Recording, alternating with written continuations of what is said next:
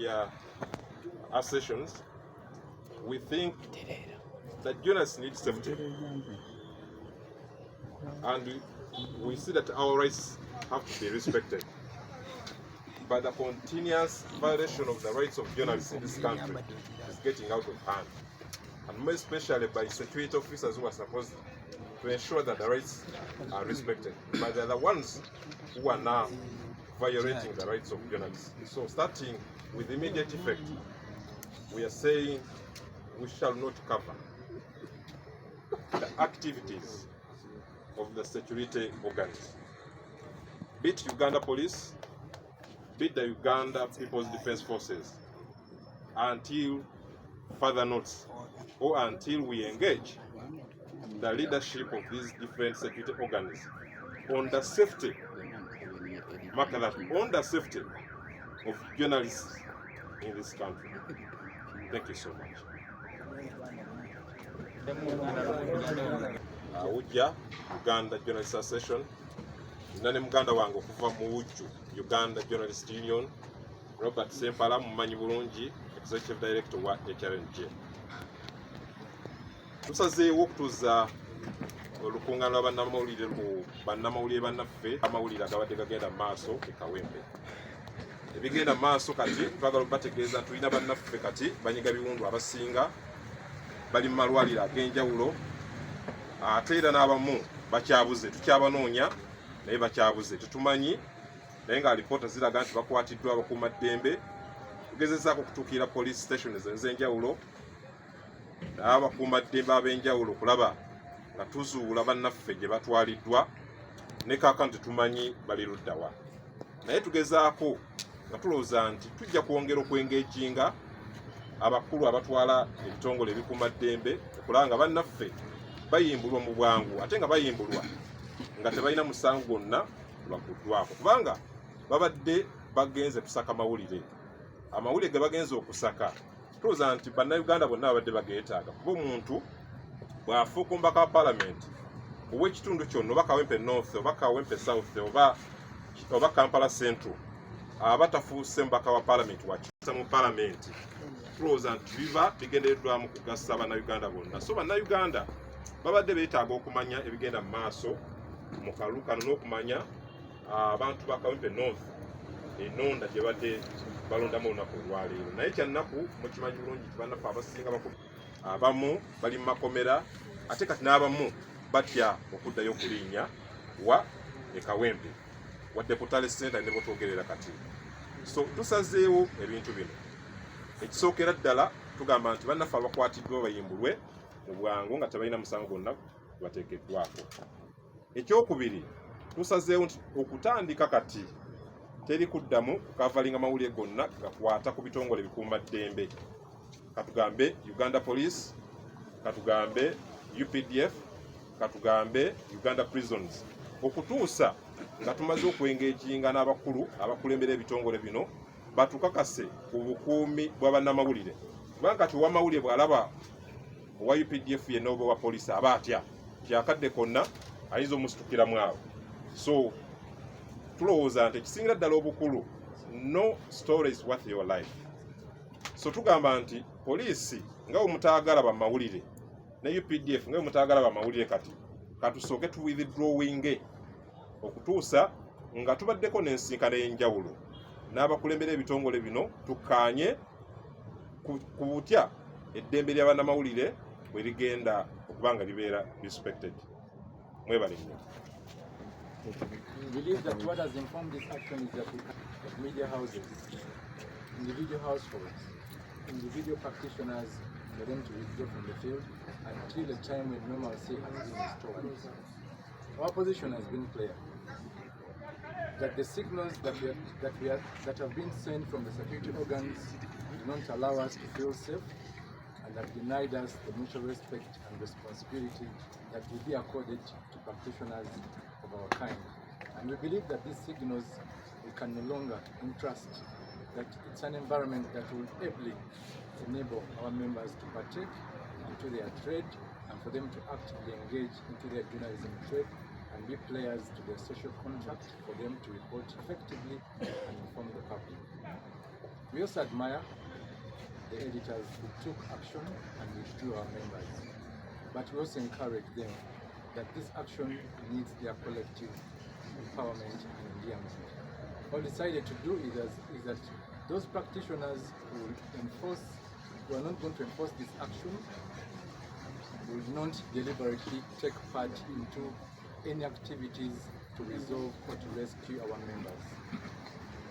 That therefore says that any members, media houses, editors who involve our members into an action before we come to a conclusive matter in this regard, from the organs and from our decisions will be snapped.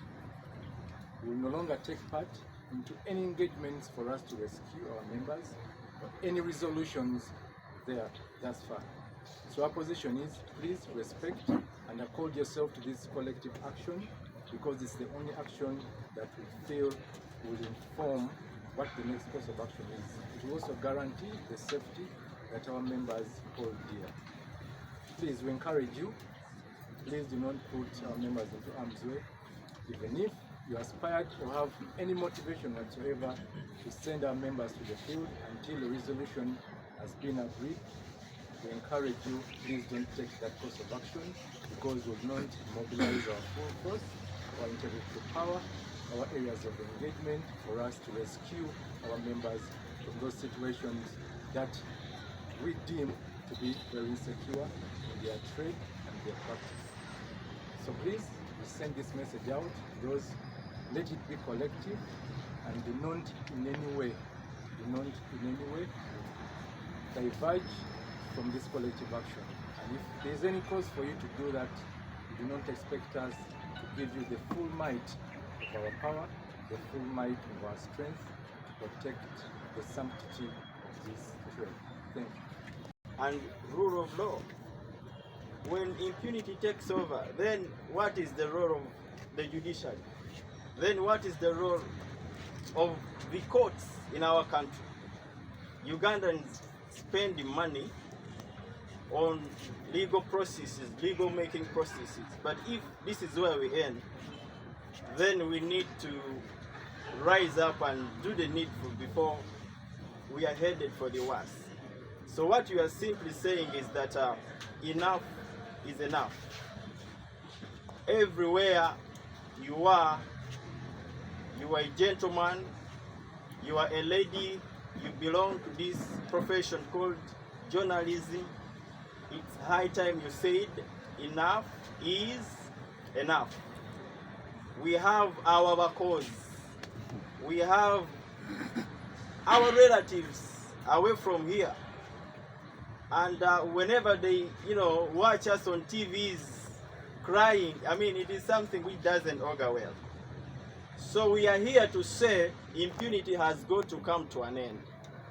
We are here to say that it is all our duty to say no to this impunity. What we have just done today, I should tell you that the front which has just built here today does not end here. It goes on through even the upcoming elections. All issues to do with our rights and freedoms, we will not sit back. We will not fold our hands.